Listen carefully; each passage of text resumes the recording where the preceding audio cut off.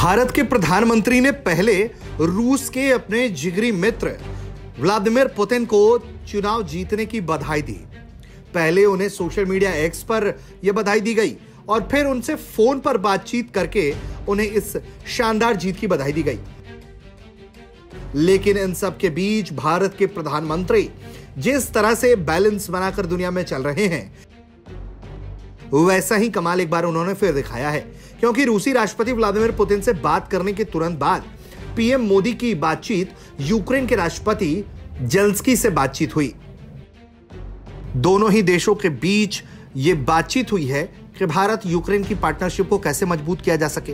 PM Modi ने भारत और Ukraine के लोगों के बीच किस तरह से अप्रोच बढ़ाया जाए, किस तरह से संबंध मजबूत किया जाए, इस पर बातचीत की। इसके अलावा उन्होंने रशिया यूक्रेन के बीच जारी कॉन्फ्लिक्ट को डायलॉग और डिप्लोमेसी के जरिए हल करने की सलाह दी है। पीएम मोदी ने बताया है कि शांतिपूर्ण समाधान के लिए जो कुछ भी जरूरी होगा वो भारत देने के लिए तैयार है। इसके अलावा यूक्रेनी राष्ट्रपति जेलेंस्की ने भारत द्वारा लगातार किए जा रहे मानवीय मदद की सराहना की है। जानकारी सामने आई, पीएम मोदी और यूक्रेन के राष्ट्रपति वोलोदिमीर जेलेंस्की के बीच टेलीफोनिक बातचीत हुई। दोनों ही देशों के नेताओं ने यह बातचीत की कि कैसे भारत यूक्रेन की दोस्ती को मजबूत किया जा सकता है।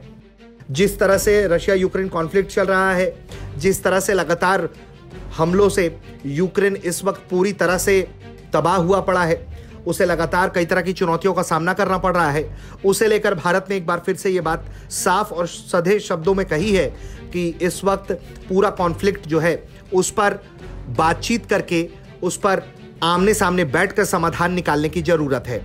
इसे लेकर भारत के प्रधानमंत्री ने भारत की तरफ से जो भी संभव मदद हो सके उसे देने का भरोसा दिया है। इसके अलावा उन्होंने ये भी कहा है कि जिस तरह से दोनों देशों के लोगों के बीच का संबंध बढ़ाने की कोशिश की जा रही है उस पर जोर देना चाहिए।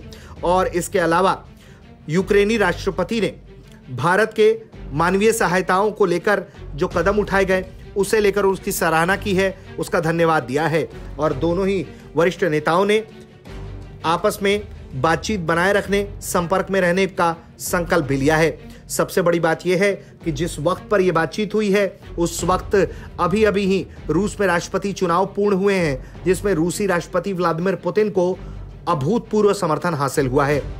ऐसे वक्त में यह बातचीत और भी ज्यादा अहम हो जाती है।